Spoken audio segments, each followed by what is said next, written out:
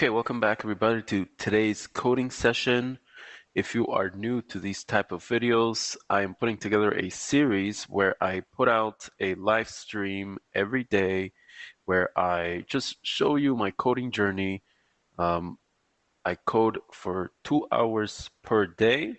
I recommend you do the same thing. So if you were just entertaining yourself or doing something that was maybe not related to coding, I suggest maybe now is a good time to refer back to wherever you are in your coding journey, whether you're up to a coding lecture or whether you're up to some type of homework. Let's take the time now for 2 hours to work on our coding journey and to make a little bit of a step forward for today. Okay, so with that said, um, let's get right into coding. But before we do, I just wanted to just go over here go over a few of the comments that were left on the channel recently. So Carolo Para 6069, he says, "Thank you so much for your advice, but I think it ultimately depends on what you want to build. I want to focus my attention or master Python because of AI and types of applications I'll like to build within the space. Python is a great programming language for anything within the AI space." I agree with that. And AI is booming. Businesses and consumers need the usage of AI in their businesses, products, and more. It is good to have an understanding of how computer works. I can watch the CS50 main course for about for a few weeks, and whatever. The CS50 of Python and JavaScript would be interesting, but again, it depends on what you want to build, etc. Okay, so if I understood this comment correctly, I think that this person here, Carolo, he's trying to skip perhaps the main CS50 course. He's saying that because he wants to go into AI, he just needs to take the Python course and then he's good to go. I disagree with that, and so does Harvard, I believe. They do have a separate AI course where they specifically say that the requirement in to take that course is CS50X, the main course, and so just the Python course is not enough. Meaning, with the Python course, you get a general introduction to computer science. You get a taste of what it is to get stuck in a program or to get stuck with a bug and a problem, and then kind of like will yourself out of that situation and turn in the homework and submit your psets. So sort of like that's what you're going to pick up on the Python course.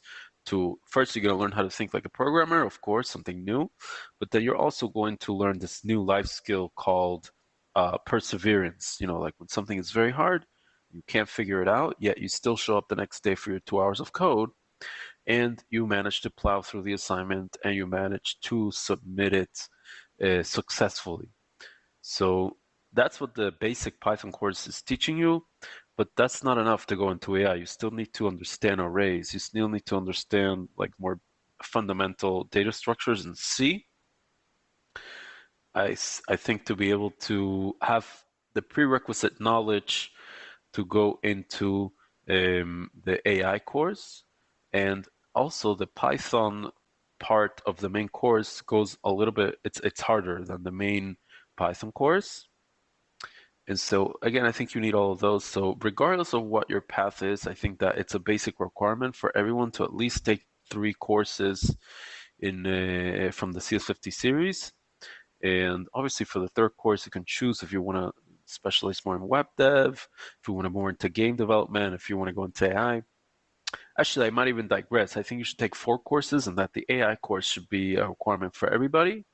And then that way you'll have a better base. And then if you just want to specialize in building applications out of AI, then you can do so, moving forward. Now, I do think that there seems to be, we seem to be right now in some type of like tech boom, or at least that we are maybe in the illusion, in like this imaginary tech boom with the AI revolution, quote unquote.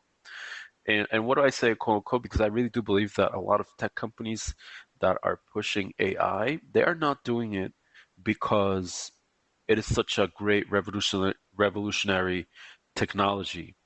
Like like when the iPhone came out, let's say, which I believe, the iPhone really was revolutionary when it came out. Up until that point, cell phones looked very different to what they look today. And so, for example, the iPhone was really a revolutionary product, and so was the computer in general. Like when the computer, let's say when laptops first came out, that was really a revolution. And so I think that tech companies are trying to push this idea that AI is a similar type of revolution as when the iPhone came out, for example. And I think they're exaggerating a little bit. I really do think so. And I think that the reason that the proof to that is that they have a conflict of interest when they are telling you that this is the next big thing. They are not telling it to you because it's such a big tech revolution. They are saying it to you because their stock price is going to go up, or now they're going to be able to sell more, or it's just like almost like some type of marketing scheme where I really do believe, and I see it, that they are highly, don't get me wrong, AI is very useful in many scenarios, but they're exaggerating the extent to how useful AI is, and like they're exaggerating the impact that it has on the market, for example. And so, in the same way that at a certain point in technology, they wanted to add a type. When computers first started coming out, that was one thing, and then eventually you found computers everywhere, right? Computers were not just on a desk, and now you have computers inside of cars, and you have computers everywhere, really. I don't know that they have computers inside of your fridge even now. You can't buy a regular fridge anymore. You have to buy a smart fridge, right? So I think AI is going through that process as well, where they're just trying to inject AI into everything that has a computer. Like, okay, that's like I understand why they need to do that. Like there is certain benefits to AI. Like it's definitely a tool, but they're over exaggerating. And I think here that in the comment that this user submits here, businesses and consumers need the usage of AI and whatever. I think that's just marketing done by these companies to get you to buy their AI product. Um, I don't necessarily, but and so it's like the hot word on the street that everybody wants AI, everybody wants AI. But I don't think that you should go into AI because of that. I think you should go into AI because it's something that you're passionate about, and you see a real problem that AI would be a good fit to solve that. Then you can go into AI. But if you're going into AI just because everyone is talking about it, I think that's a mistake. Okay, so that's the first comment. Next, Articulate Arena comments here. Dude, I just want to make a basic prototype of apps that I have ideas for to sell to companies to make them more money. How do I just make a simple app web service that doesn't have to function fully? I cannot afford to pay for it. I'm assuming that he can't afford to hire developers or whatnot to develop a complicated application. I think very simple. Just find an audience or a company or a potential customer is willing to pay for that has a particular problem that you can solve with your software. And then go ahead and code only one feature. Don't code more than that. And there are YouTubers that have shown this process where I've seen it done in 24 hours, where you can code a startup company in 24 hours and just deliver like a really patched up version, very simple version of your product. Only has one feature, but that feature hits a very specific pain point to your user. And then go ahead and talk to your customers. Go ahead and put it in front of people. Maybe you might even have to give it away for free at the beginning, but just try to get some feedback whether this is whether you're onto something or you're just wasting your time. And then if they believe that you are onto something and you really have such a valuable thing, maybe you can already at that point start collecting as maybe a credit card number or something like that, and do a pre-sign up for potential users. And then and then you might even take a deposit. I don't really know, but then that might give you some confidence slash credit to be able to now spend money on and time on actually developing the application. And then once it's ready, you already have all these users that have already pre-committed to buying your service. So that's how I would do it. Um, Madaqwe, he says that he's taking the introduction to programming with Python, and when he tries to solve the problems, he can't. Yeah, I may know the logic, but I don't know how to implement this logic. And he has to look at the solution, and then that's how he understands it. And then so that sort of feeds some type of loop now, where he feels like programming is not for him. Maybe he gets a little bit depressed from the whole process. Um, so the first thing is, look, I don't recommend that you look up the answer. And the reason is because understanding the logic in Python, for example, is not everything. That's only 50% of the game. The other 50% of the game is playing with the system, is playing with submit 50, if you know what I'm referring to, with the application that the course gives you to test your code, and then it tells you if you're passing or not. Part of the game of coding in general computer science or software development sometimes is not necessarily the logic, but it's to hack, quote unquote, this knowing what to hack and knowing how to debug and knowing how to solve bugs. And so when you are just looking up the solution, you're skipping you're skipping basically 50% of the learning. And let me tell you that it gets harder in the second course. So I recommend that you stop looking at the answer and you use submit 50. I believe the name of the script that they give you is something else, or maybe test 50. But you should get good at manipulating the input that you are inputting into that script, not just the plain logic in Python. The last comment here comes from Javier Sistemas. So I would say here, thank you, Javier, for your very nice comment. I see that you're deriving a lot of value from these videos, and I'm hoping that you are becoming inspired to grow in your own professional journey, and that if you're trying to learn how to code now, I hope wishing you much success. Okay, so that's it for today's comments. Let's go ahead and go back into our code editor. And I've already opened here that. Okay. And so the first thing, let's just give ourselves a server. I'm just going to change the directory here to CS50 there. And then Python managed py run server.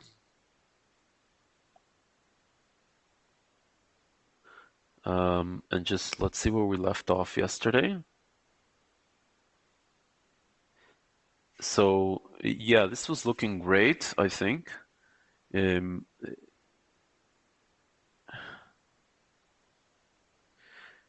Basically, let's refresh our memory here, what we're up to. And I like to use Figma for this kind of thing. It's a very nice way to make an outline of how your app works. And then you could also use Figma to design the actual user experience. This will be more of like a user experience diagram. You could also use it to design user interfaces. There are even tons of templates that you can find online. So this is something that could really speed up your development process. So let's see here. Yeah, I do believe that we've completed all of this. Okay.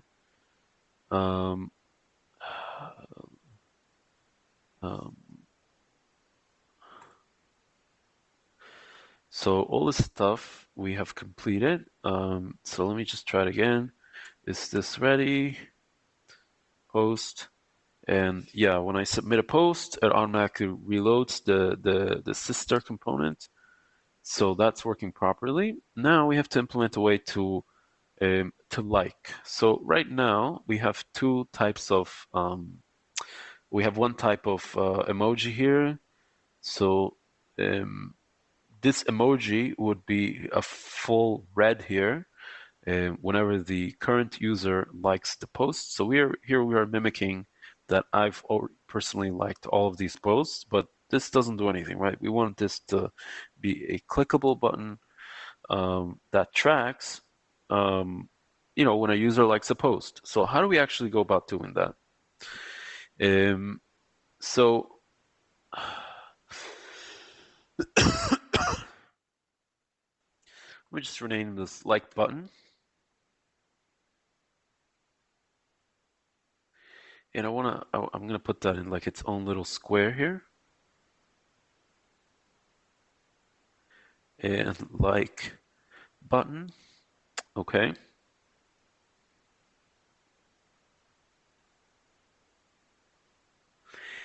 And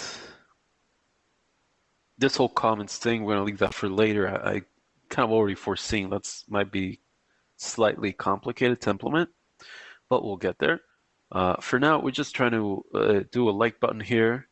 And we don't just have a button, but we also have um, a second element here that is basically getting the number of likes. So the number of likes for each particular post. So let me just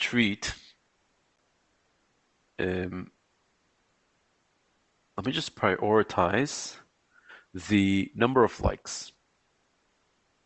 How do we go about displaying that? So I do believe that that is something that needs to be stored.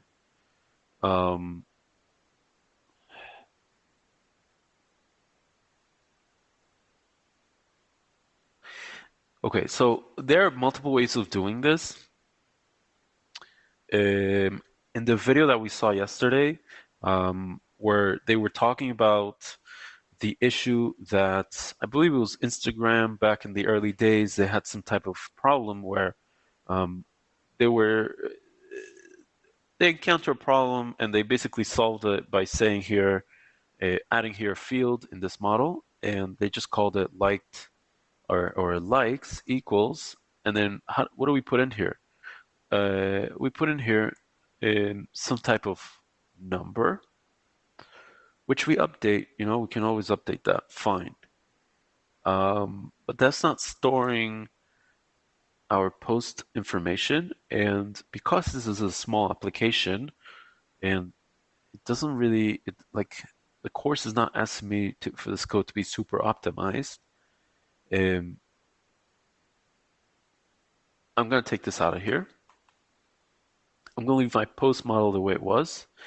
And then for me to figure out how many likes a post has, all I have to do is code up a function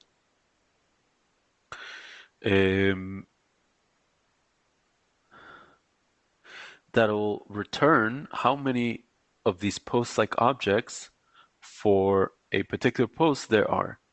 And so I think that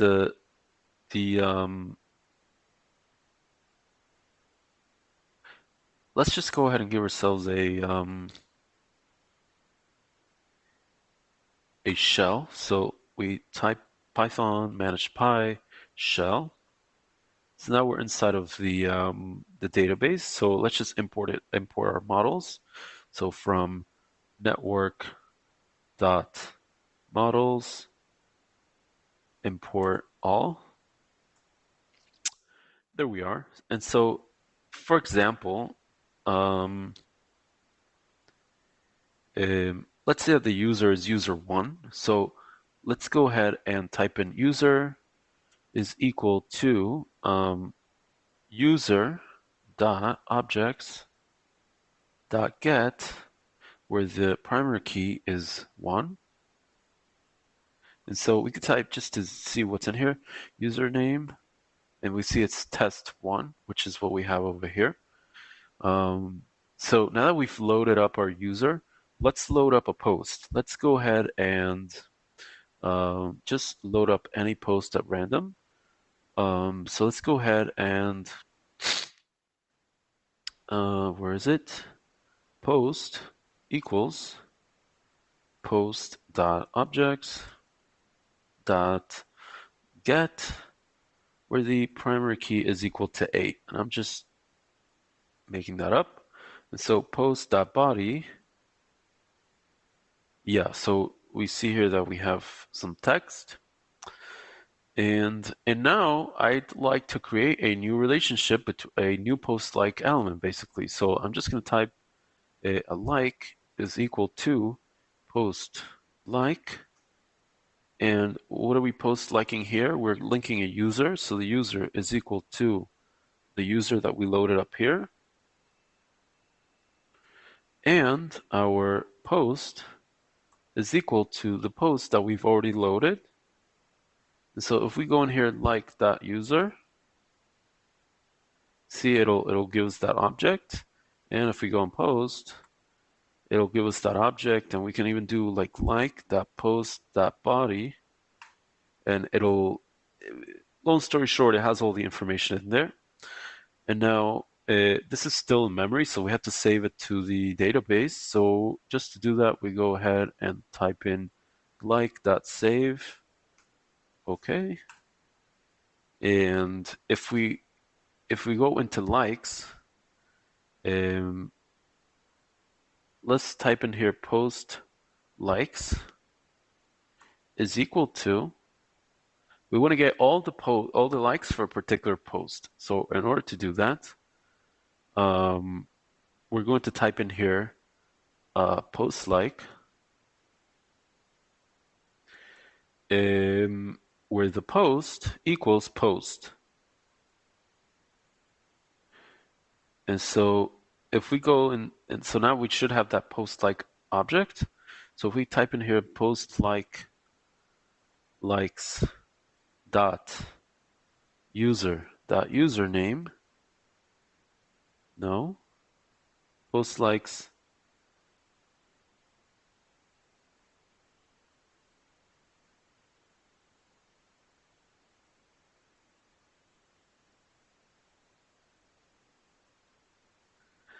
so it's returning, let me see here, post likes of 0.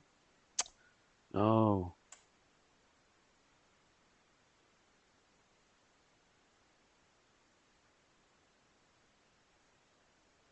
yeah, so post likes of 0.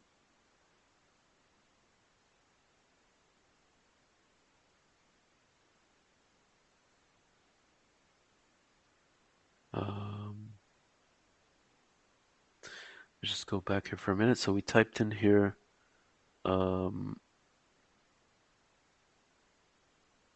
yeah, this actually doesn't make any sense what I just wrote here. So let me just quit out of that shell and reopen it.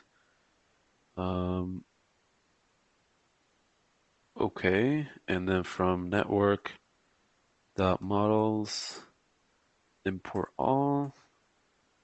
And so let's say likes. We're just importing again all the likes for a particular thing. But in order to do that, we would have to first import our post. So what we want to do here is the post that we're dealing with is post where the primary key equals 8, post objects get where the primary key equals 8, and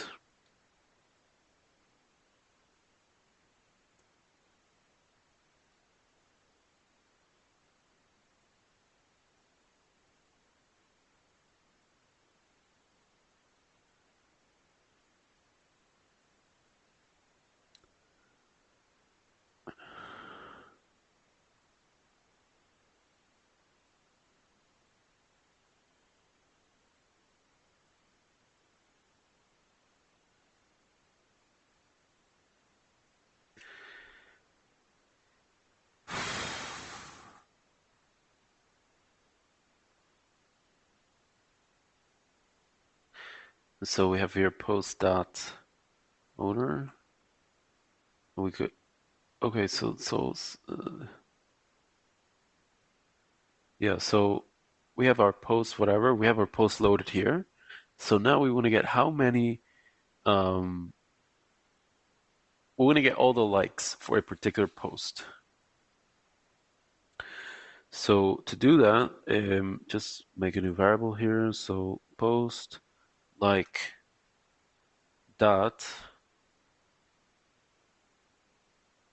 objects dot filter, where we're going to filter it by post equals post. And if we type in here likes, it gives us a query set. And the number of likes is equal to the length of the likes return. And so num likes equals 1.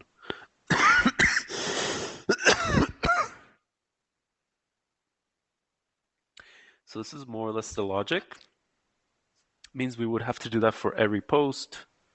And then once we get this number of likes, I would just plug that down in there.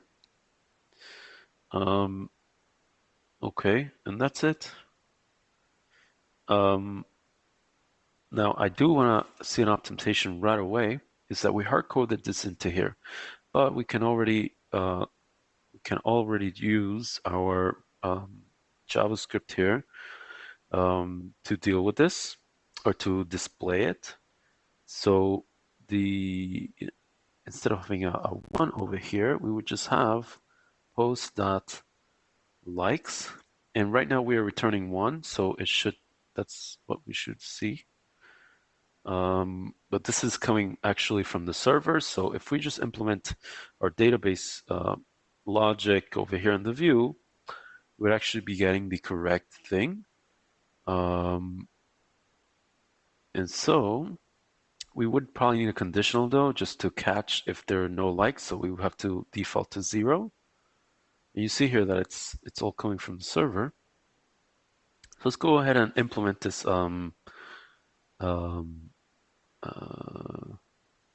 logic. Right, so we are storing inside of all the post objects.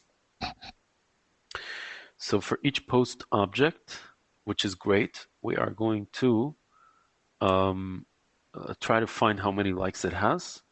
So you just type in here likes for now. The likes is equal to how many like objects we can find. And so that would be the name of our model. So post like dot objects dot filter. So over here we have like a few methods. We have dot filter, dot get, and dot all. Those are the 3 I use the most, and I think those are the ones that you need to know, or at least the 3 that you would need to memorize. But filter is when you are looking for more than one, or you are just filtering by a certain thing. Okay, so if we were to type in here dot get, it means that we know we're only going to get 1, or the return is always going to be 1 element only. Like if we wanted to get a user, we know we only have one user with a particular username, for example. Okay, filter is when we have multiple items that are like we could have a bunch of post-like objects that have the same post. So that's what filter is. And then all would just return every single post-like element. Okay, so that's that. So post-like.objects.filter, and what are we filtering by? We're filtering where post equals the post that we are currently in. So post, and that would give us our likes. Okay.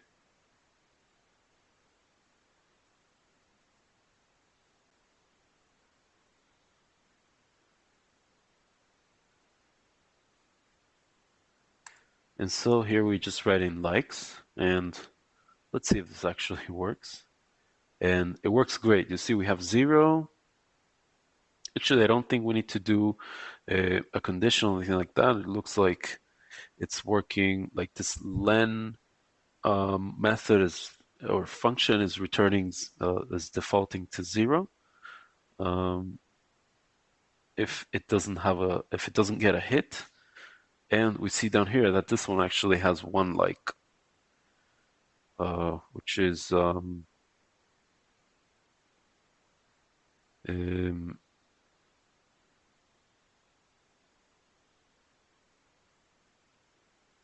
yeah, it's the one that we had down there. And if we keep scrolling, we see that the other ones have 0. So we have actually implemented this part of the problem already. So if we go back into our Figma, um, basically we finished the likes, and the number of likes we are just getting that from our get request here on main. So now we have to implement the like button. Now the like button has to be it has to be a new view and a new URL in the server.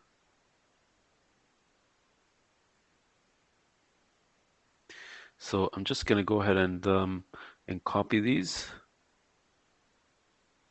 Oh,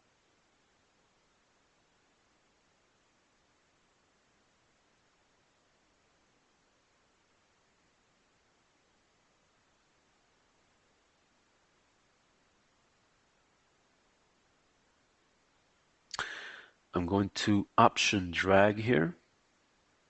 Okay, and then this connection here, I'm just gonna move that into my like button down there. Okay, so it's a little messy, but I guess it works. So I could always just click on it and see it highlighted and know that I'm going here. And I think we already started working on this before.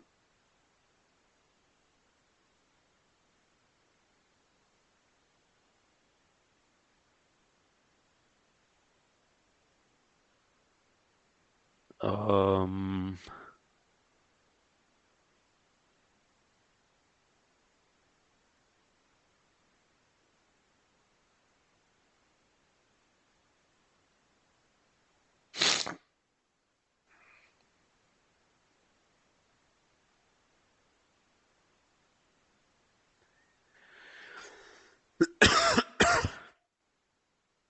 yeah, we called it like post over here. So that is what we are going to send our post request to. Um, okay, not new post, but let's see, like post. Yeah.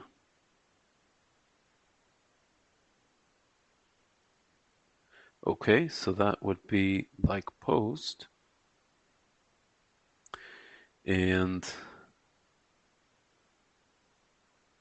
let's just write here that this is a post request.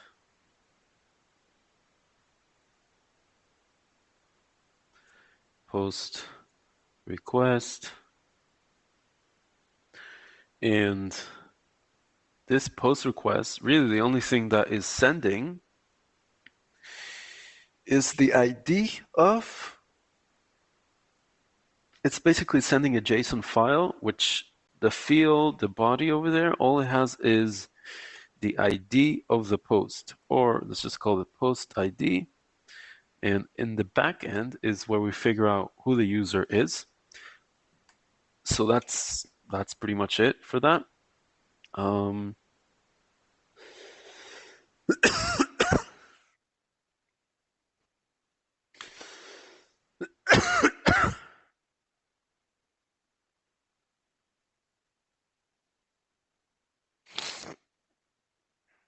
okay.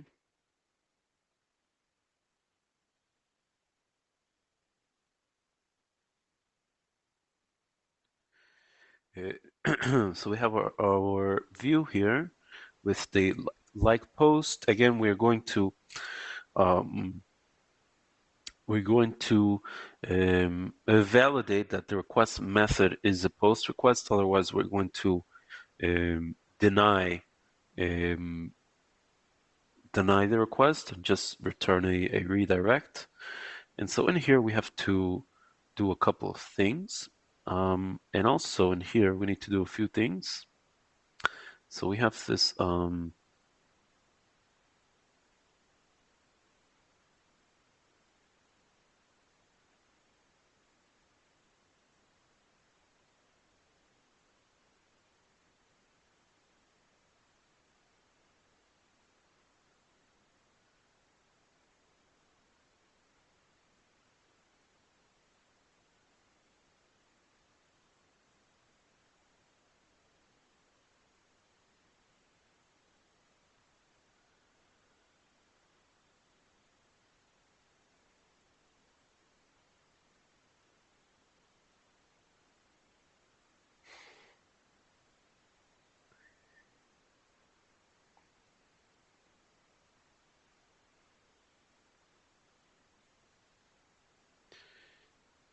Okay.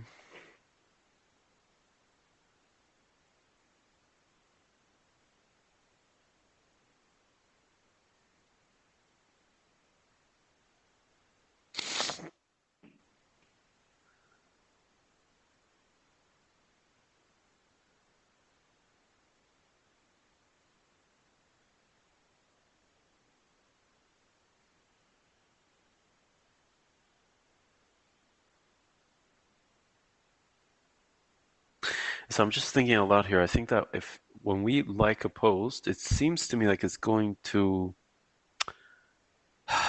it's gonna reload the whole post view. So all these posts will reload.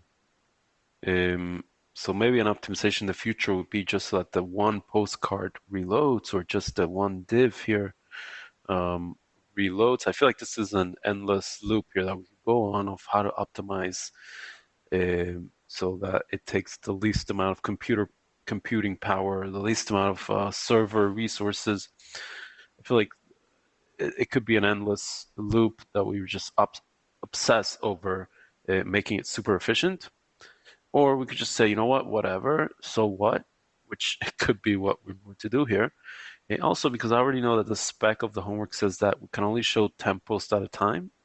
And then we're going to give the user the option to toggle through different pages of posts. And each page has 10 posts only. So maybe it's not that big of a deal to just reload 10 posts. Okay. It's almost like a happy medium where we're not going to implement a crazy amount of, the ideal compute way to do it according to saving on computing resources. But at the same time, we're not ignoring the issue. We're kind of going to do something sort of in the middle. Okay, so that's that.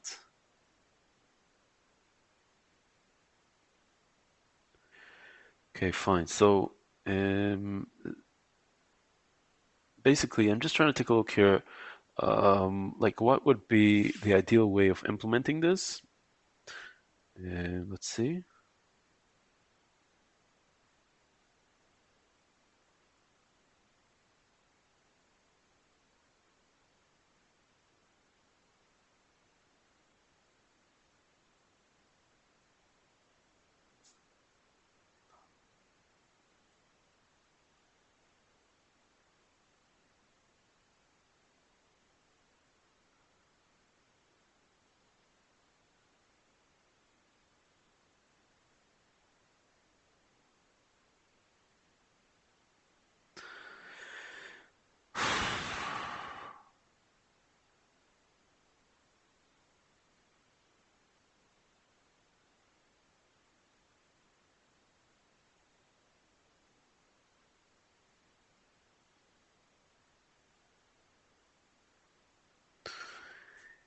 Okay, so I think that we're going to have to create something similar to this function here. And it's gonna have to be,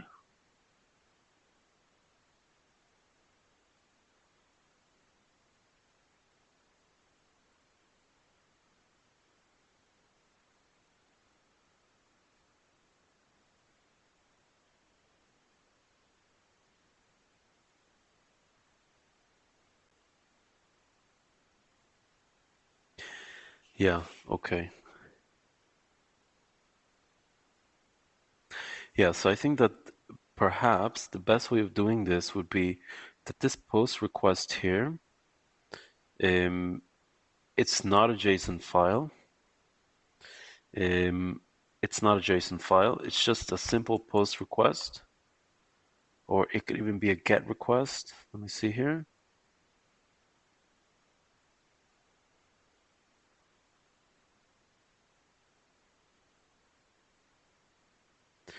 I mean, this could go either way, really. It could be a GET request, and then here we just have like some type of number, um, like an integer, um, and then basically it's just this number. It's just post ID. And sorry, it's not in the new post view. It's in the post like view. It's over here. Yes, so we could do something like this where, I mean, even let's see, even a get request could do this, meaning you could even just go ahead and type in like post forward slash the number of the post, and that's it. I mean, if there's a request like that, then we could run our code, and then let's see. Just trying to think here out loud, but that would require us to have some type of button. So this can't be a div. This would have to be a button, and this button would have an unsubmit of um. Wait, it would have a simpler part. It wouldn't be a function for that. It would be something else, maybe handle submit.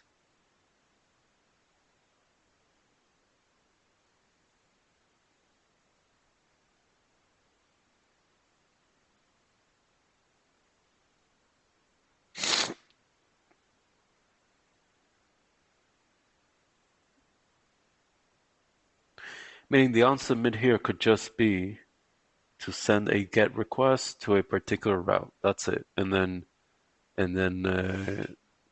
we can always, and just forward slash post.id, which I think is something we already have in here, which means that we'd have to return also an ID here. So ID be like a post.id. And so um,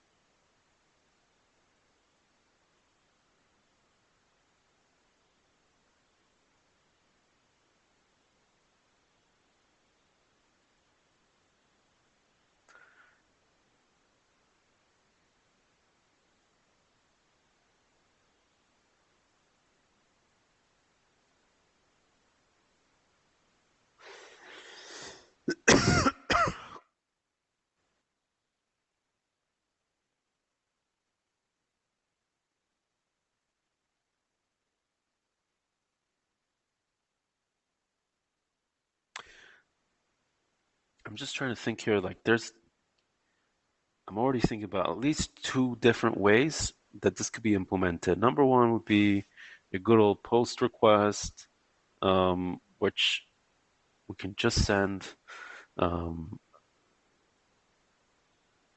the post ID over to the server, um, and then run it. Okay, 1 second, handle submit.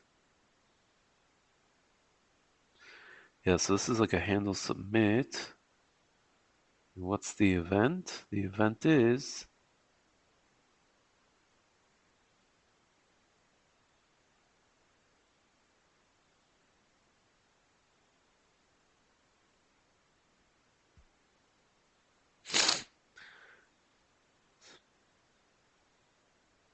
now this is all happening inside of the new post form. Then we have our post feed.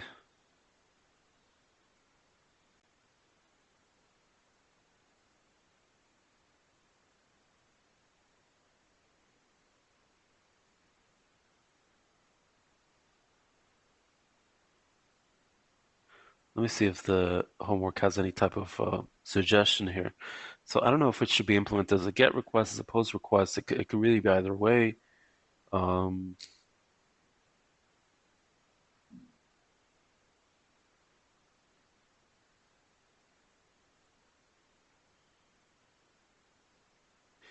Here, let's see. Users should be able to click a button or a link on any post to toggle whether or not they like that post. Using JavaScript, you should asynchronously let the server know to update the like count as the call to fetch, and then update the post like count display on the place. without requiring a reload of the entire page. Interesting, okay.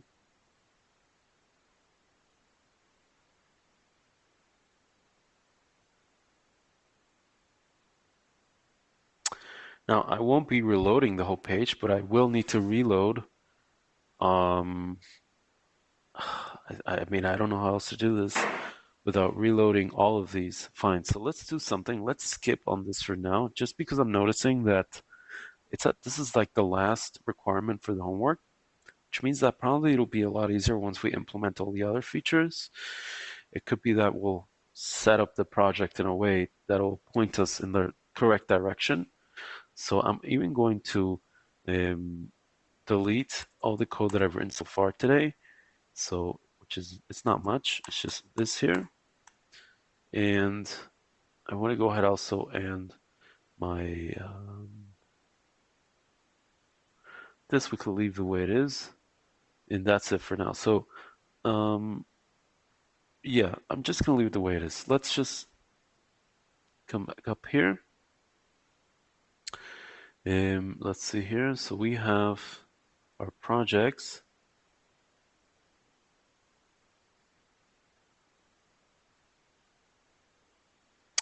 This is what we were working on so far.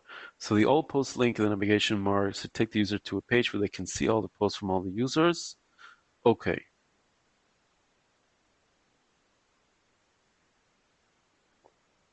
So that is working. Great. The post content itself, the date and time in which the post was made, and the number of likes the post has. Very nice. Okay, so this was completed. All the post link with the navigation bar should take the user to a page where they can see all the posts from all users with the most recent posts first. Each post should include the username, the whatever. Okay, so this is complete. Let's go back into the actual project. I'm going to mark this as done. Great news. Very nice.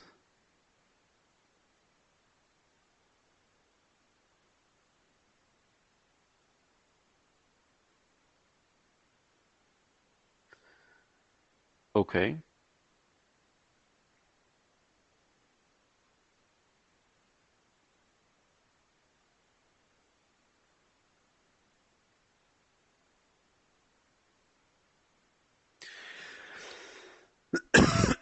Okay, very nice. So now, the next thing I need to do is a profile page.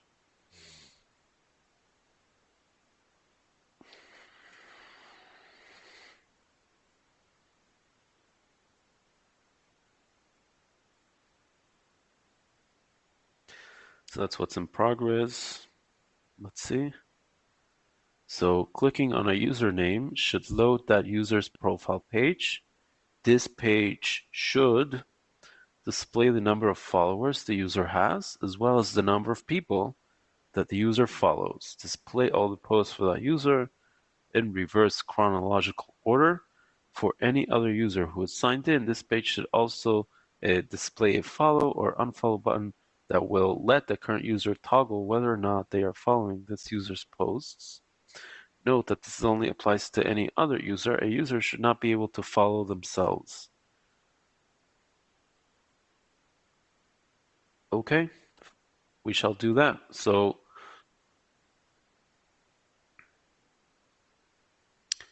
basically this test one needs to become some type of link that when we click on it, it'll take us to the profile.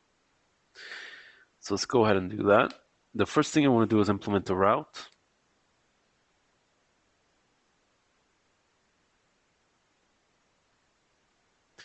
And so here we have our thing.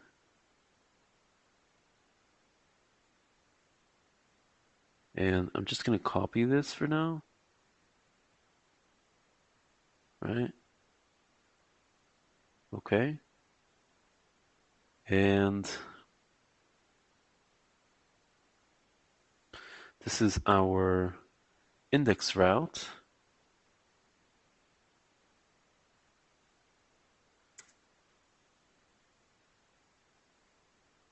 Okay.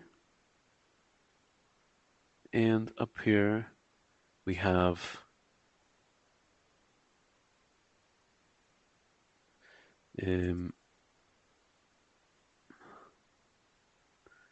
our user route.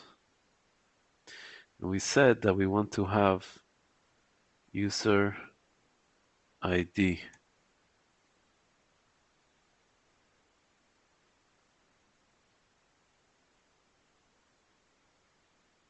Like that.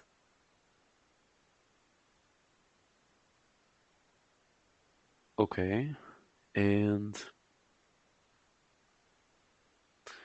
the header is going to be the same. And these two are changing.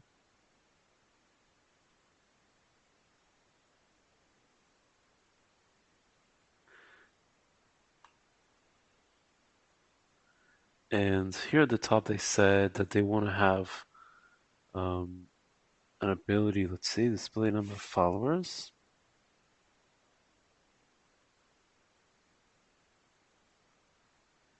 Okay, so let's just call this like username, right? And then like right below that, you should have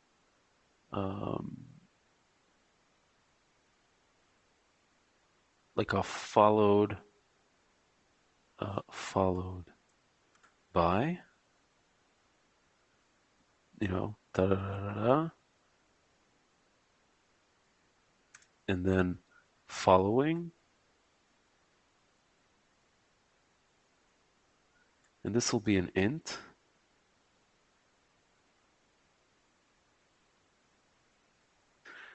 Okay. And we could even write it a little bit closer to the actual code. It will be like user dot following and user dot followed. And we're gonna have to manipulate our models to, I don't know, we might have to create a new model for this. We'll see in a minute. Okay, so followed by user.followed and following user.following, that's fine. I guess that'll be like one div, and then we can have a separate div. Yeah, so clicking on user may slow that user's profile page, fine. Display should display the number of followers the user has, as well as the number of people that the user follows. It should display all of the posts for that user in reverse chronological order. So let's do that. I guess that's kind of similar to our post feed from down here. So I'm just going to duplicate that.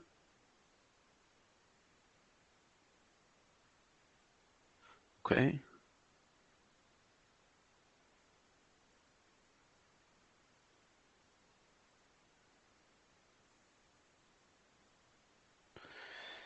And so our post feed is the user's post feed. Okay. Let's just type it user name. Okay. And then obviously this is all being done in React, so we don't need that. Okay. And so I am sort of assuming that, yeah, these are two separate little apps, little components actually. These are two components. So the username post feed, okay, I guess in reverse chronological order, which our server is already doing that. And then for any other user who is signed in, this page should also display a follow or unfollow button. So let's put that at the top here. I guess down here, follow.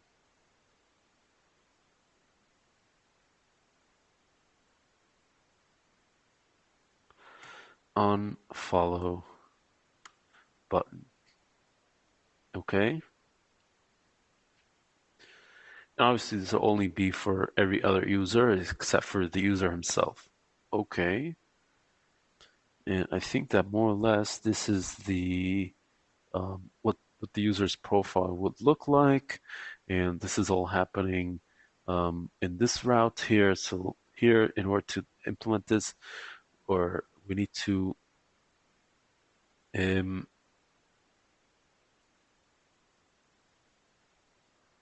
have this view, and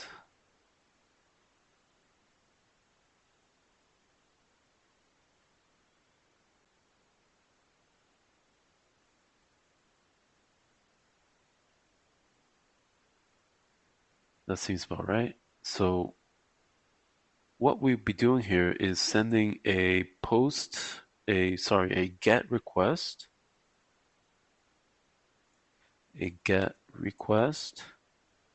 to that route, to this route here.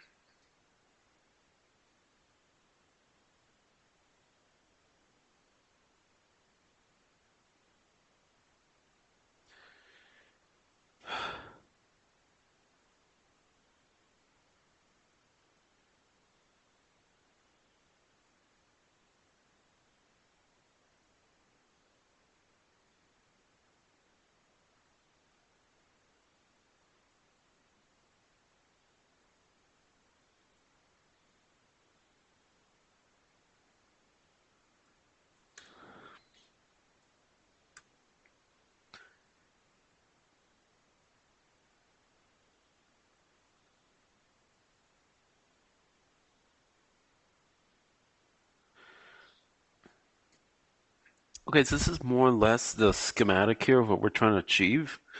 So we have to, Django gives us this thing where we can create a new URL path here. So path would be /user. Oh, let's just make it users.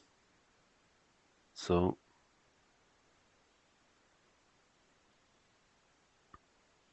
fine.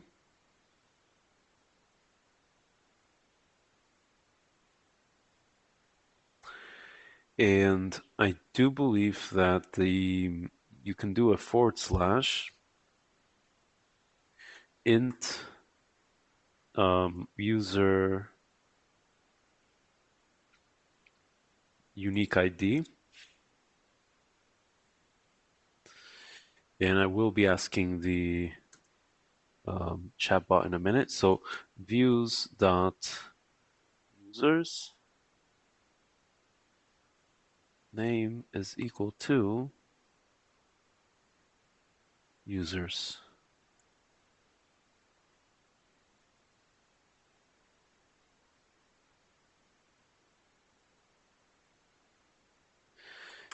Is this written correctly?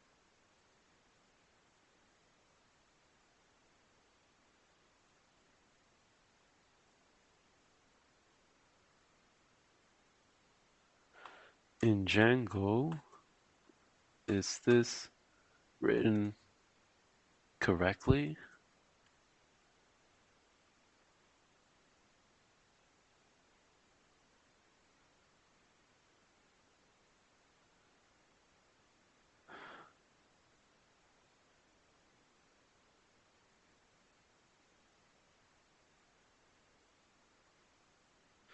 how to pass the int into the route.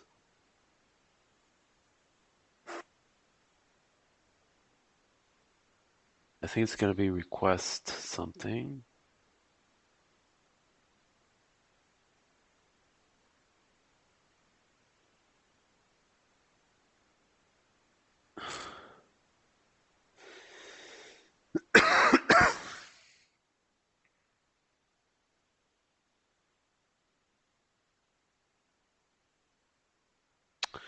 Okay, whatever. Just um,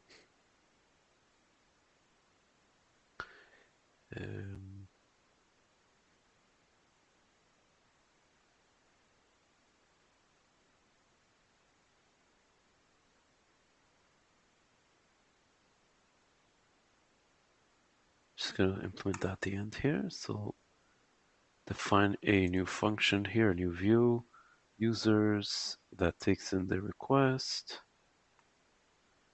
Um,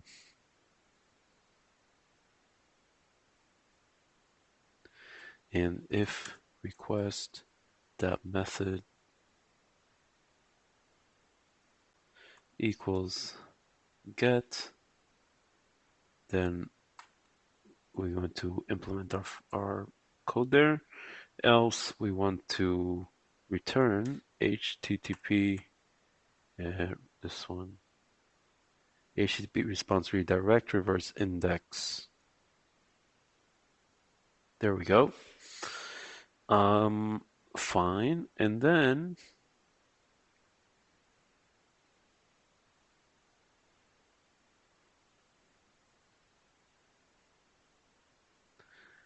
let me see this here. Like this.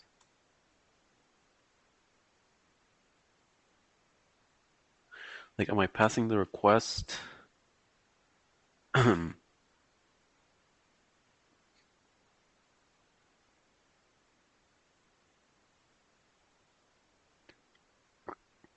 Okay, so this is a feature of Django where we've already declared that anything after this forward slash becomes or should be interpreted as this variable, and then this variable is automatically this variable has to be an int, and if it's not an int, then we're going to get an error, which we might have to check for.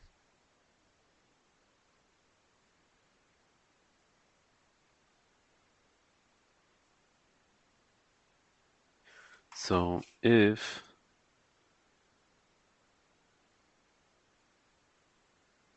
here we might have to return as well some type of HTTP request. Yeah, so if user UID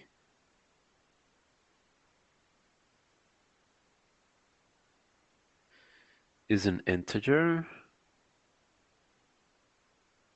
then this is where we're actually going to run our code. Otherwise, we're going to also return some type of response redirect. I'm not sure that we need this condition here. It could be, or it's already built into Django. But just for now.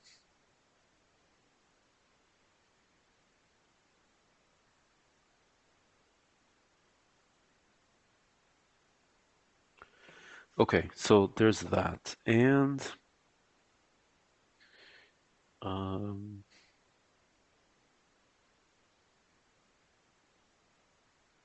and if the user types in something other than an int after the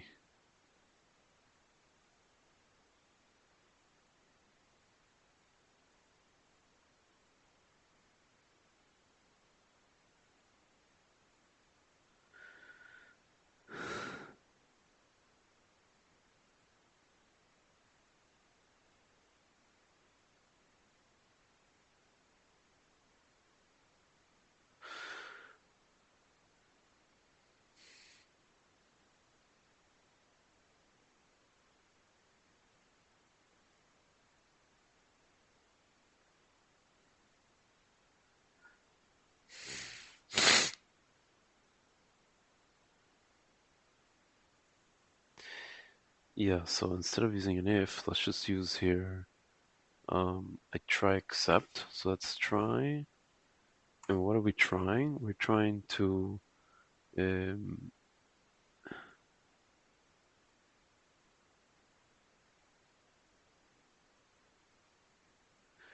to get the user. Um, and if we get some type of error, then we can just return HTTP response redirect.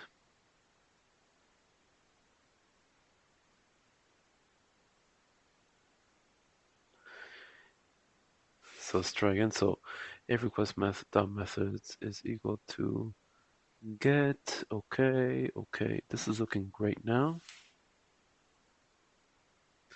Let's just share with the bot.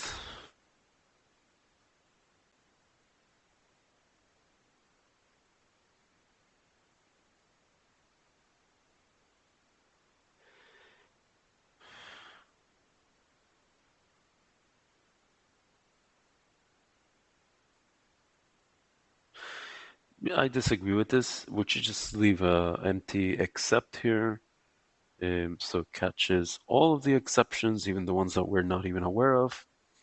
Just the way it is. I think this is good code here. It catches most, if not all, of the possible cases. So now what we want to do is we want to go ahead. What are we returning basically? We're going to return something very similar to our home page, except for in this case, um, it's just filtered by to a smaller um, number of posts, and it's filtered by the current user. So I'm just thinking out loud here, but I believe the first thing we need to do is we need to replace our index HTML, not replace it, but we need a new HTML page here. So let's go ahead and make a new file here, and let's call it user.html. So this is going to be like our user profile.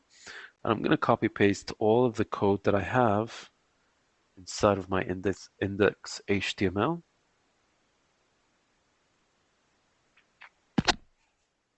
So just to review, we're extending network layout and we're loading the CSS files and potentially even our JavaScript files if we decide eventually to put them inside of a separate folder.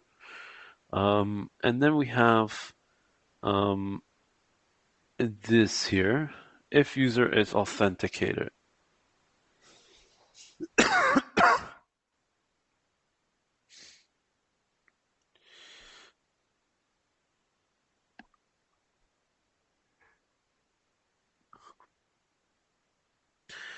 And so if the user is not authenticated, I want to just make this user view available to users that are logged in. So I want to write some logic here. How do I limit this view to only users that are logged in? And this is a perfect example of how useful a chatbot with AI can be for learning to code. So I actually know how to do this. I've done it a couple of times already. I know how to write a view, which is meant to filter out who has access to that view based on whether they're logged in or not. I've written this before a few times, but I don't remember the exact syntax. So it's a perfect opportunity to ask the CSFT AI here for a little bit of help. Instead of having to go and find the previous project that I worked on or going on Google, that would take me 5-10 minutes. Here, I'm getting the answer in a minute. You see much quicker here. So all we have to do is make sure we have imported this library here. So auth.decorators, which I don't think we have.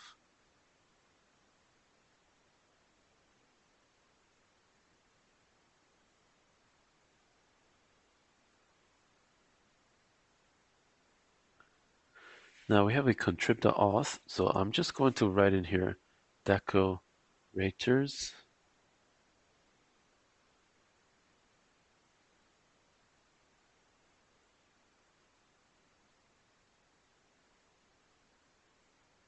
That might not be the way to do it, so I'm just going to type up here from, yeah, just copy paste the library, and that's that. And over here,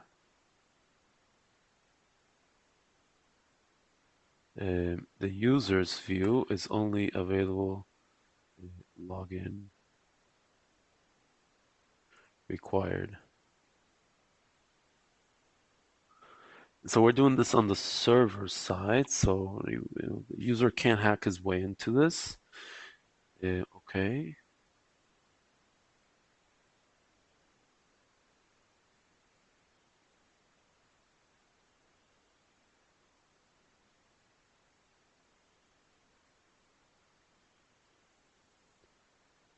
What is the login page that the user is redirected to?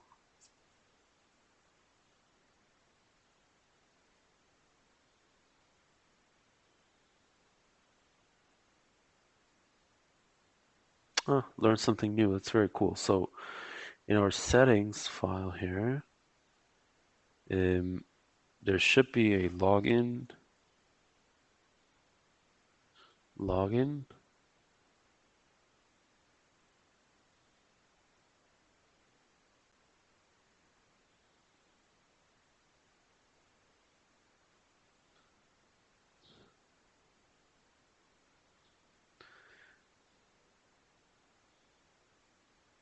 Static URL, and my login URL is login. So I'm just going to leave it like this. Okay. So it'll just redirect to the index.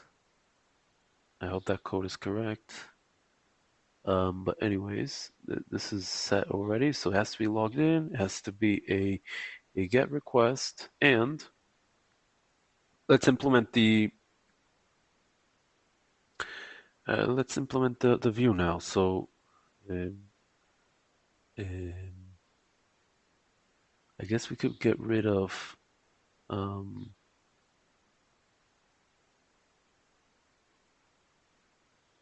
my else statement here and my end if and my if statement at the top.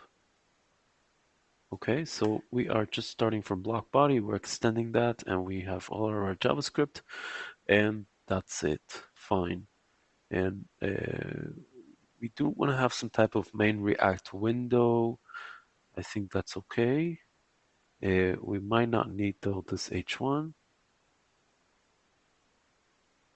We'll just handle that via React. Fine. So really, the only HTML that we're writing here is just a space for our React app to live in, and then everything else is JavaScript. Fine. That looks great. And I learned something new just now regarding the settings page over there. That's fine. Um,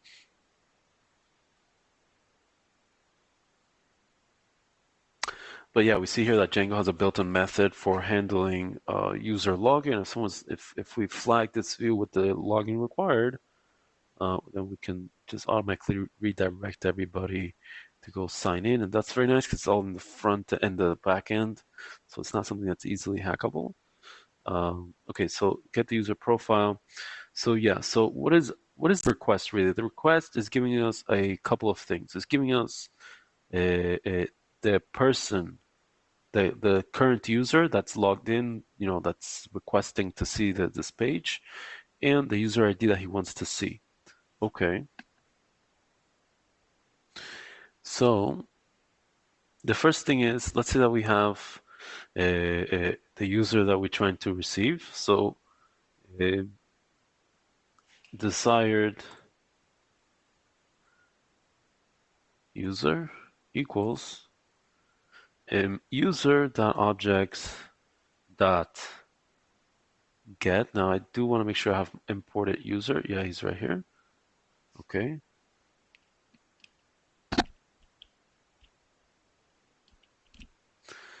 desired user equals user.objects.get. We should only have one. And the primary key should be user ID, user UID. Okay. So we have that. That should give us some type of object for that user. And once we have it, we want to do desired user posts is going to equal user.objects.get or filter, sorry, not user, post objects.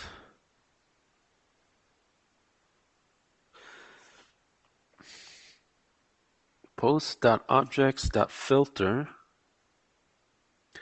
where the owner, and here we have a foreign key, so it's the actual model, owner model, or user model here. Owner equals desired user.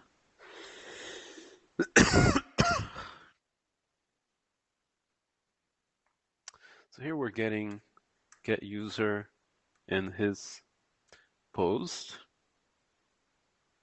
And then now we want to start sorting through those posts in a similar way like we did up here. So let's just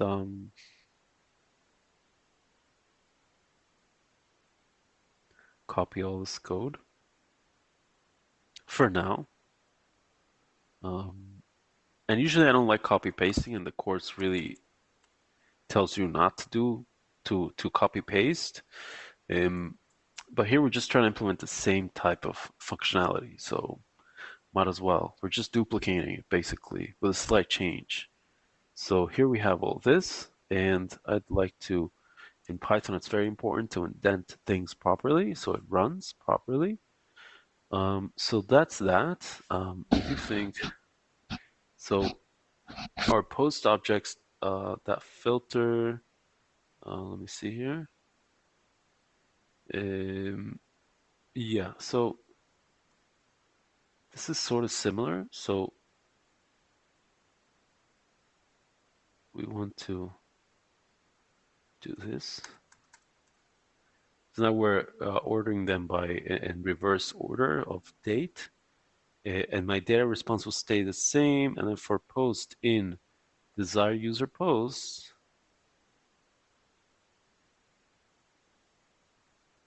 and we're going to get all this information. We get the likes.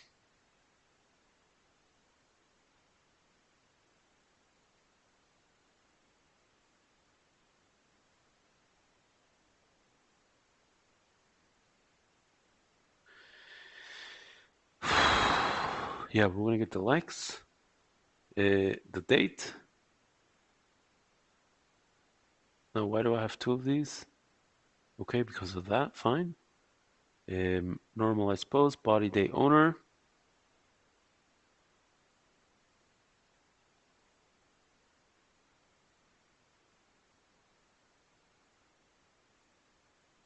I feel like we're missing something here. Let me see.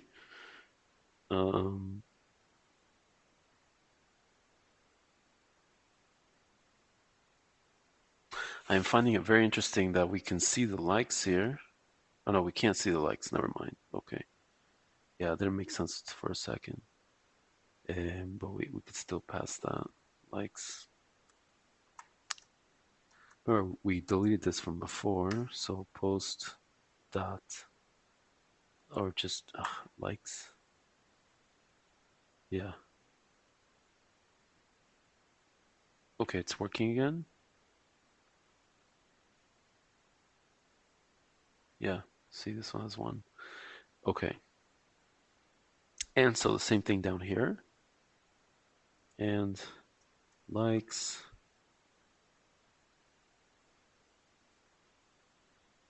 And it's not asking me to display like a user biography or a picture or anything like that. If that was the case, then we would add some fields up here. That would be the way of keeping track of that. Likes equals likes. And I think that this is looking great. So now we have our desired user. We have user posts. Okay. And we have a data response.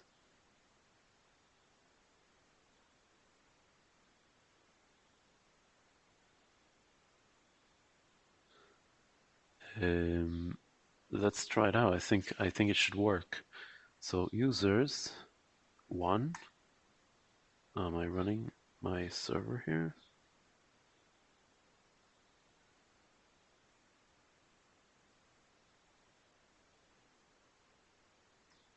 No, something is wrong here.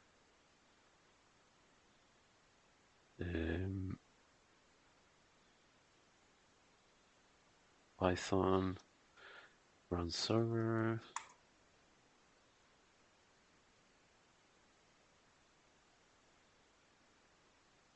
What's the issue here?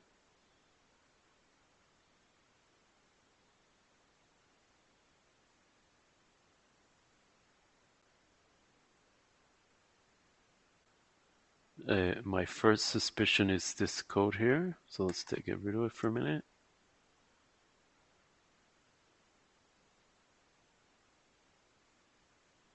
Index is not around.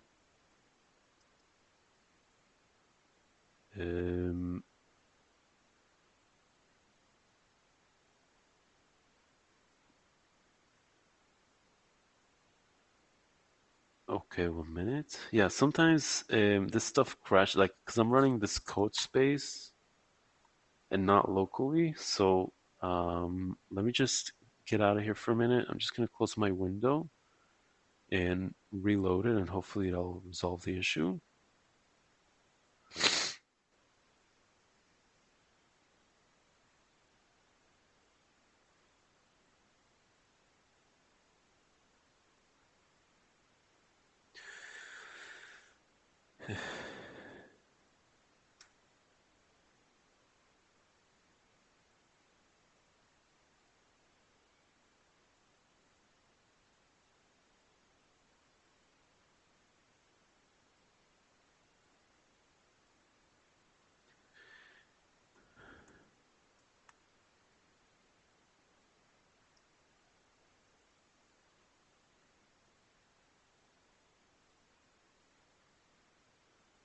And it's working again. Yeah, so sometimes just this whole the test or the development server, it crashes, like it just doesn't work. So you have to just reload your VS Code.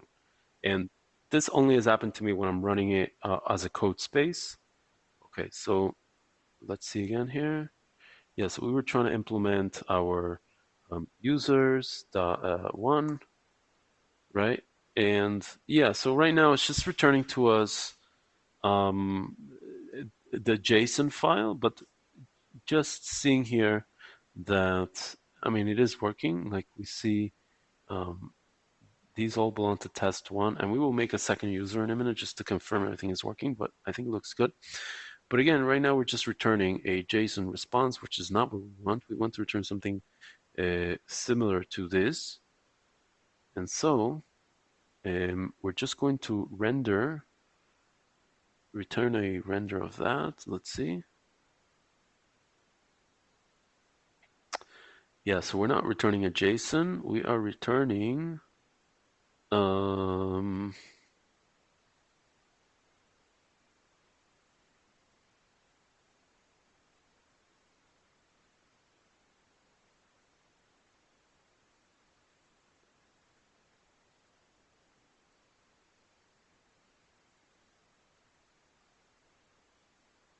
now let me see if I can also return a JSON with this. Can I JSON with this?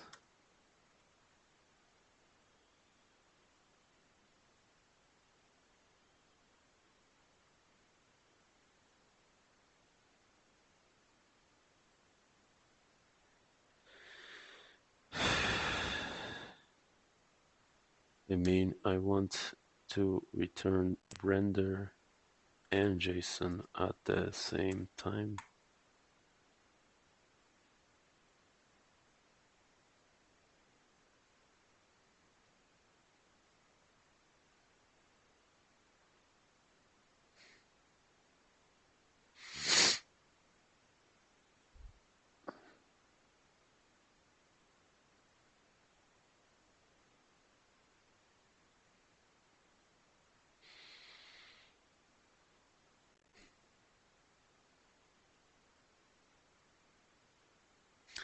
Okay, so this is like one way of doing it. I'm not sure this is the correct way.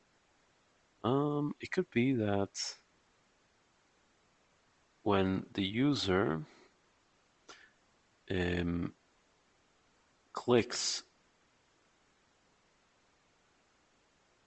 yeah, so when the user clicks on the username, it could be that the user in theory is still in the index page, and it's just because we're submitting a different, because we're getting back a different type of JSON request.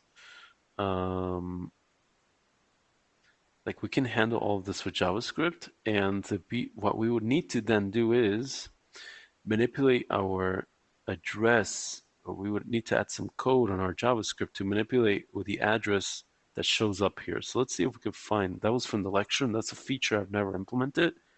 So let's see if we can find it up here. I believe it's from up here. Let's see, JavaScript.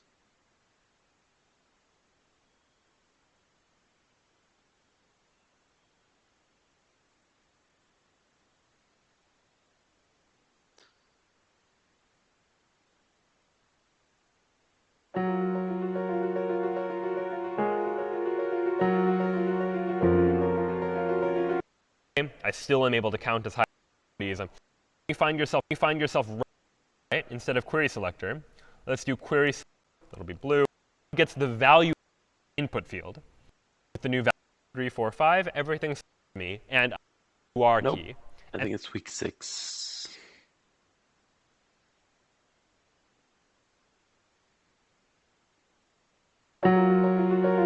Document that is above the window, part of the document that is below the window, the body of the page. It's just going to generate some sample posts that just say like post number 1, post number 2, so on and so forth. In practice, you could actually use social network posts in place.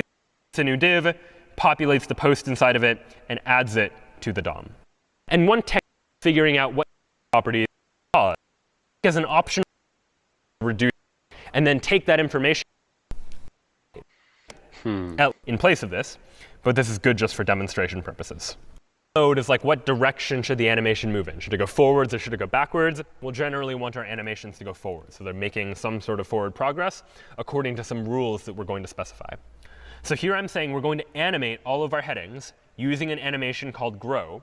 And now I need to define what that animation actually does. And to do that, up above in style, I'm going to say at keyframes grow. And what this is going to allow me to do is specify some keyframes for this particular element, meaning where should the element start, what should its style properties, just running as well. So how do we actually get the hiding of the post to work? The button, but this to happen, our user interface, what the React syntax is going to look like. And then the logic code, if we want to increment that number by 1, is we just need to say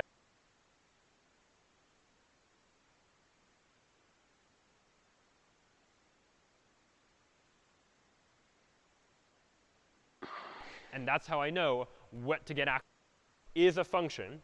I still say document.to that's got my submit button is still an issue for the key counter, whatever response.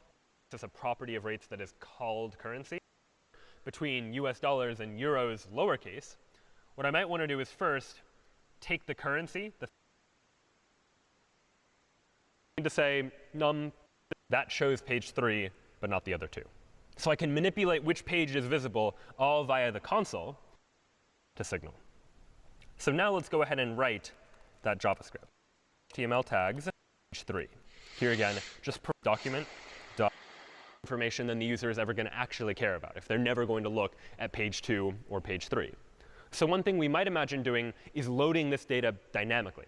Last time when we were talking about JavaScript, we saw how we could use fetch to say, go ahead and request some additional information from a web server. Last time it was currency exchange rates. But then we use that data. Yeah, so just thinking out loud here that, let's see. So we are going to return a JSON here, right? So it's just going to give us a different type of JSON from this. But I do think that our front end is still going to be this index HTML, and we can just have like a main React window that we show when someone's on the index page, and we can have another div that is called I'm just going to call it for convenience users React profile. Okay. And so we would hide one and show the other. And we could always hide the H1 as well. That's also possible. Let's just ID this as page H1. And so, yeah, we can just hide that.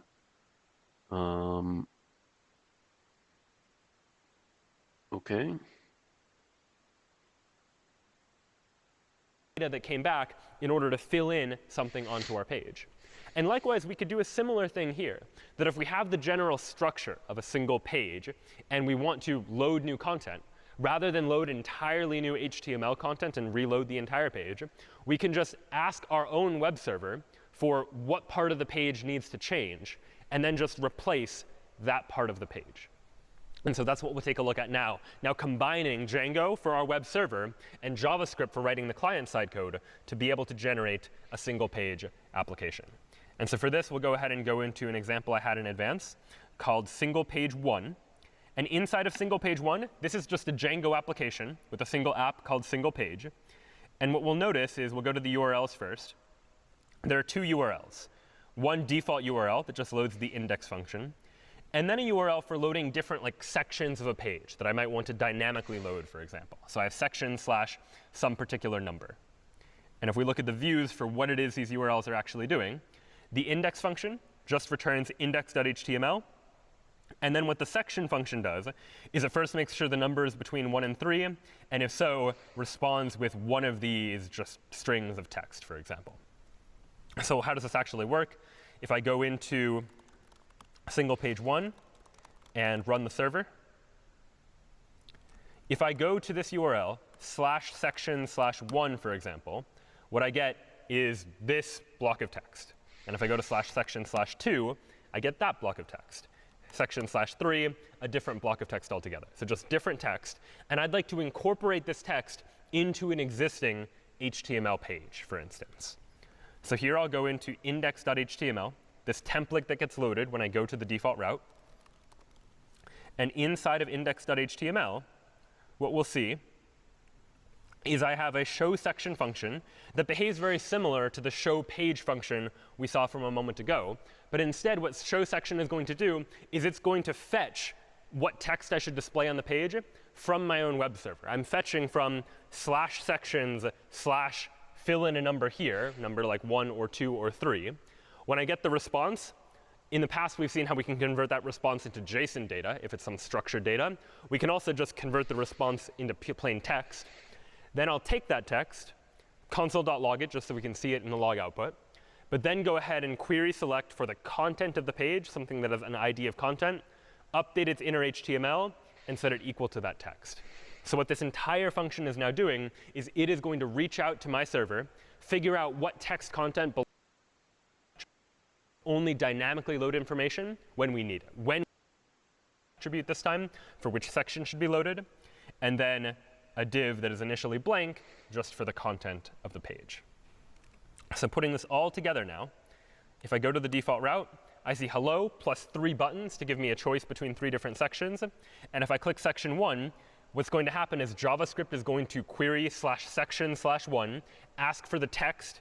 It gets that text back, and it's going to fill it in into the page. Section 1, section 2, and section 3.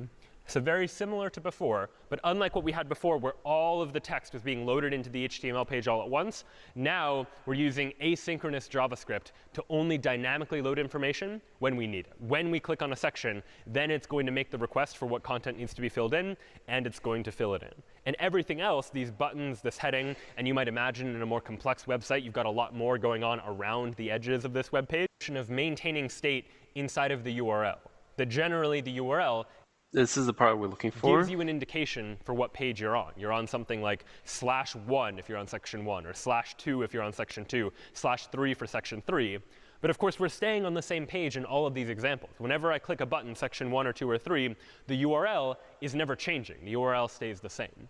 It turns out there's a way in JavaScript to manipulate that URL, taking advantage of what's known as the JavaScript history API, where I can push something to the history, meaning update the URL and actually save that inside the user's browser history. So later on, they could potentially go back to that. And to do that, I'll show you yet another example inside of single page 2, which is very similar, except inside of index.html, I've added a couple additional things. One is that when I click on a button, meaning when I click on section 1 or section 2 or section 3, I've added this line here, history.pushState. What history.pushState is going to do is it is going to basically add a new element to my browsing history, where I first specify any data associated with the state. So in particular, I'm storing a JavaScript object representing what section number is being represented here. Next is a title parameter that most web browsers actually ignore, so that can generally be the empty string. But the third argument here is what should go in the URL. And what I want to go in the URL in this case is something like section followed by the section number. So I can go to /section1 or /section2 or /section3, for instance, and those will appear in the URL bar when I click on a different page. Then, OK, so I think that this is getting us a little bit closer to what we're trying to do here. So again, the main goal is to have the ability to click here on test 1, for example. So let's go ahead and start making that clickable. So we have our index here, our user HTML. Turns out we won't need that for now, so I'm just going to delete it.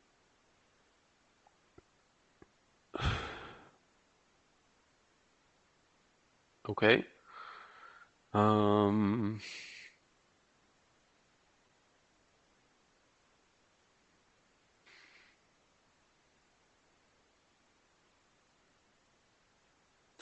I think one optimization I can do is to render this h1 from React itself. So let's just do that. h1, all post, h1. Let's see.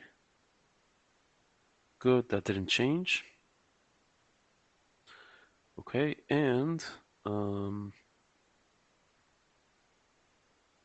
we said that we want to make those clickable over there. So it's posted by, and we have post.owner. So I'm going to turn that into A. And then A. And my href equals an empty string. I'm just going to leave that for now and see how it looks. So see, now I could, in theory, click here. Now I have to find out exactly what the href has to go in here. It could be that there's some type of React hook that I could use. So we'll see. Hook, action, whatever it's called. But for now, I think that's the optimization. So it kind of really stands out that I could click on it. OK.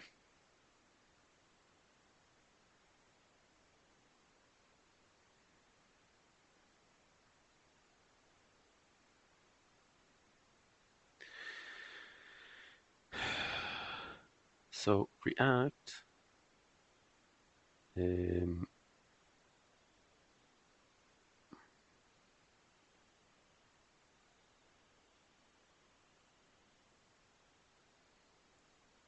React, what should I use as href?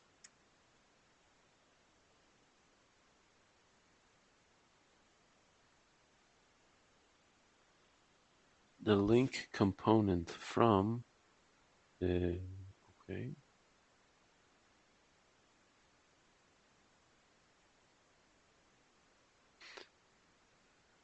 So in React, it is more common to use the link component from the React router DOM library instead of a traditional A tag.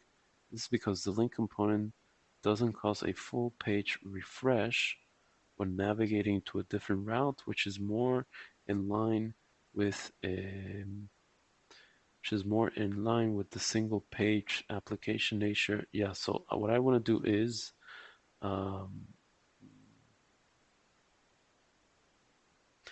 I don't want to. Oh, I want the. I want when the user clicks that link,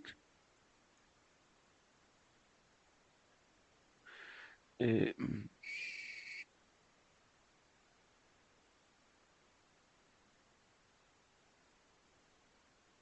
that this will run. That this will run.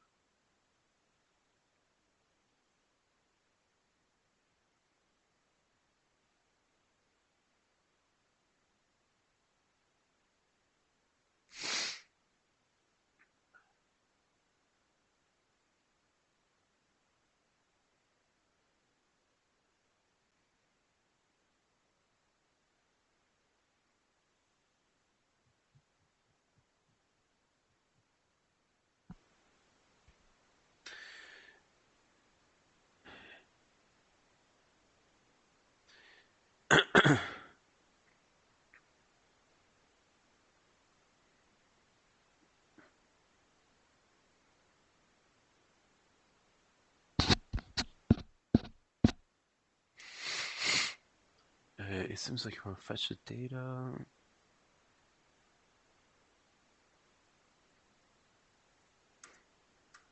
Text.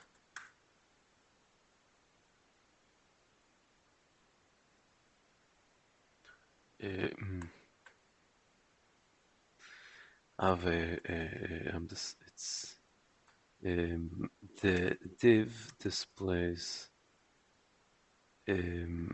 the username as text. I want the users to be able to click on this username to run fetch data. How to do this?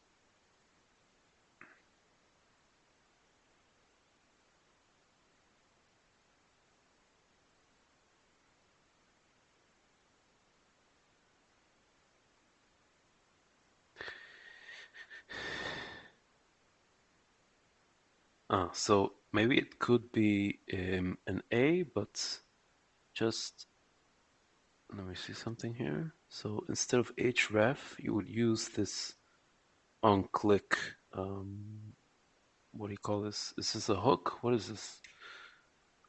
Element? We use onClick instead of href. So let's see here. Like this.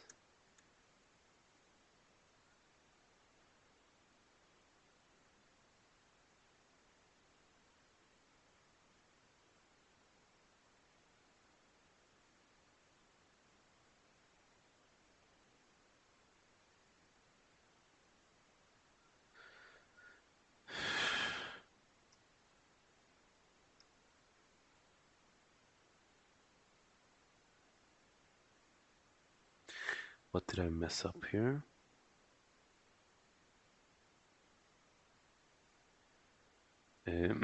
Well, it still looks like it's clickable. The question is why? So right now it's just reloading this. Let me just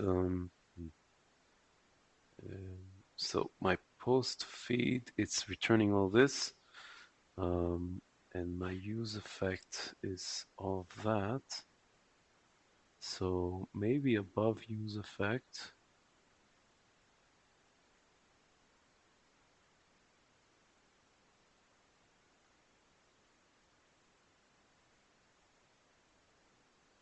Uh,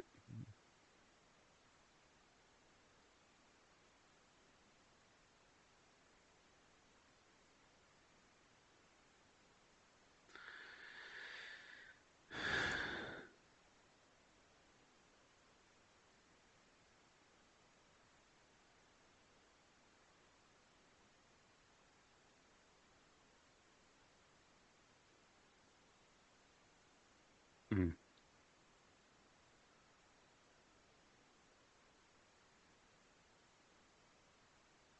got it. Okay.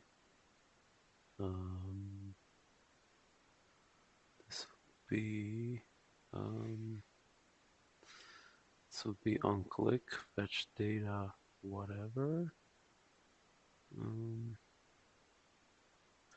and we still need to add some CSS for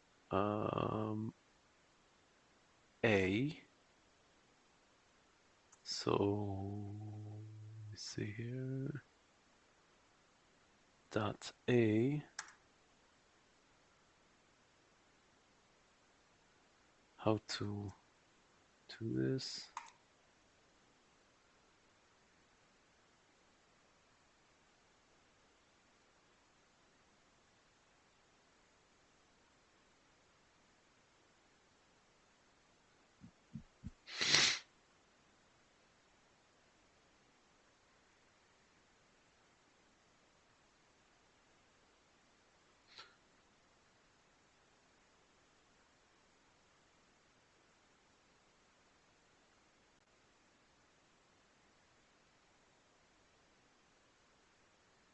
Um,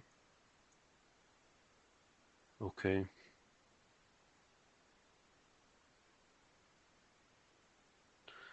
Yeah, so I think just like so. Oh wait, every time we put dot an A, it should be like that. Okay. And reset this. Now I think that we still have a problem over there in the index because we did not define our fetch data. So I'm just gonna leave that blank for now. Let's see. And it says posted by edit. Ah, um,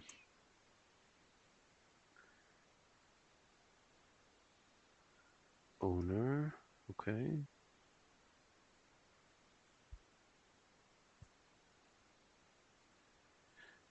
Um,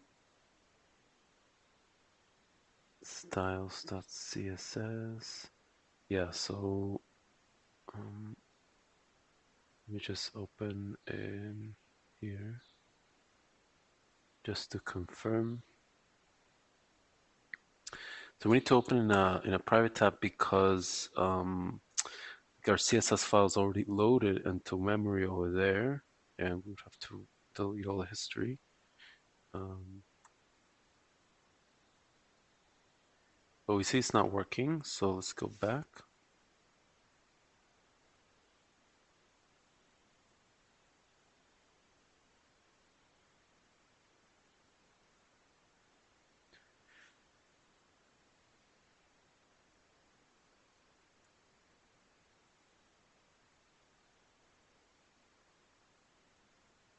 Um, okay, login, test one, test one.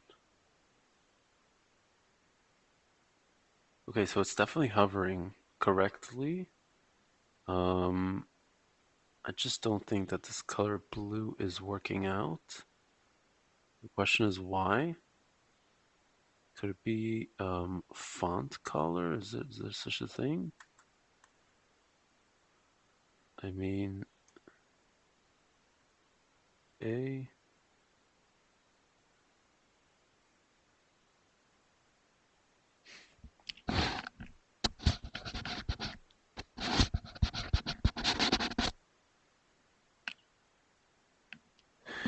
Posted by unclick, post A. So it's definitely letting me hover. It is just not letting me make it blue. Um, let's see. So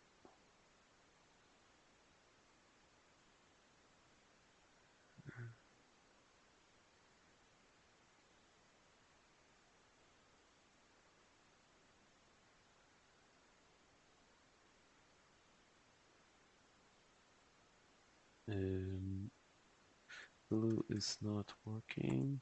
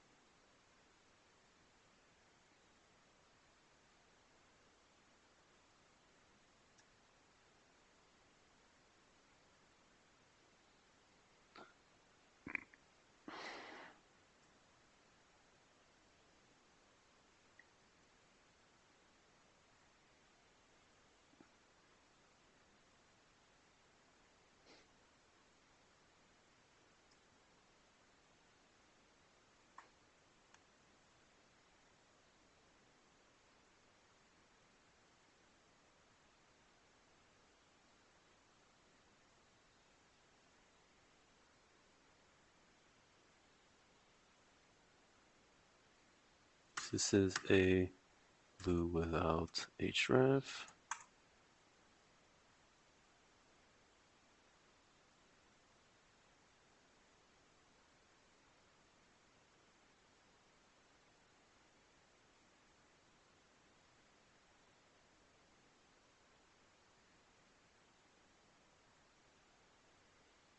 Well, this is turning out a little bit more complicated than I thought it would be.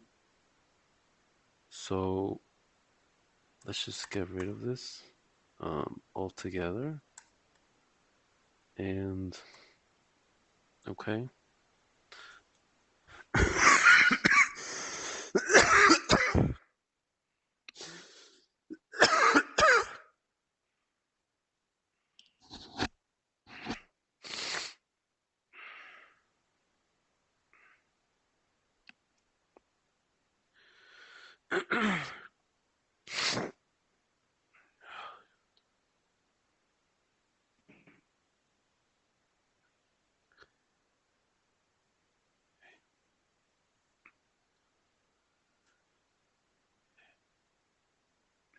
Okay.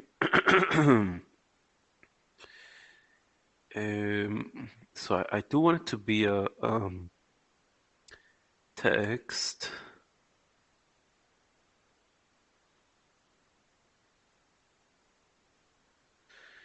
A CSS href.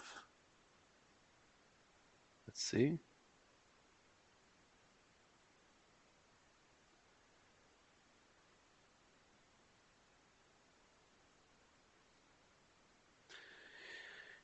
Maybe it'll be a blue.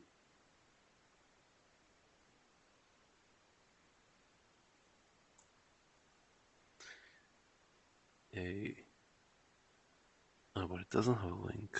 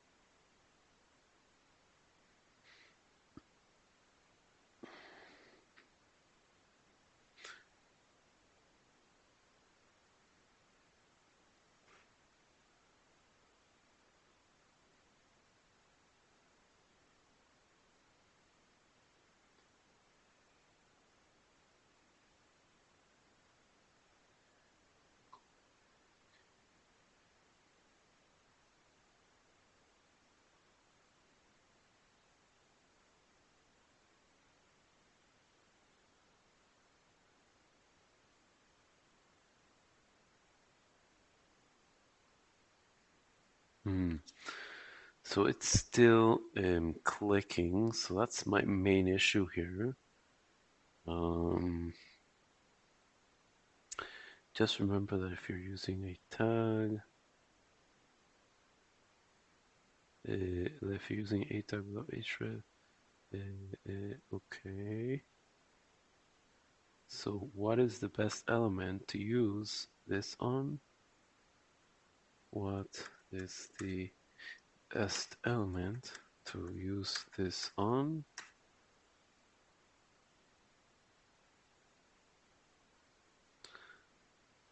Let's see what the answer is. Like buttons or links. It could also be used on divs. To use the elements are designed to be interactive with because. Okay, so I think, look, so far. Um, um,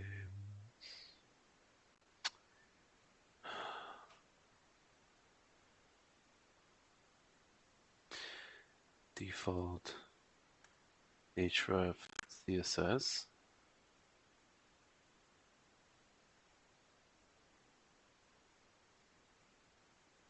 Let me see here. Right, so I want it to look like a link, but it's not going to have an href of this. Let's try that. Let's try href of that. That's a good idea. I've totally forgot about that, and I'm really excited now because I think it might work. And as you can see, it doesn't do anything. I mean, yeah, it doesn't do anything. So we can handle this via React now. So okay, so we finally figured out how to um, style style this text as a link. We're gonna be handling it with this onClick function that we still have to implement. Where would be the best place to implement it? Let's see. Um, yeah, we still need to implement this constant here. Main React window. Um,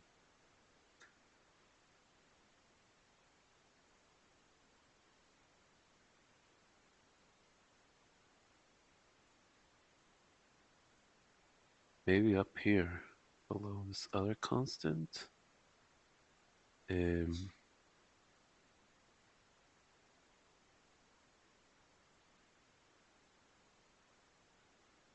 so this is what we're going to be implementing in our next coding session.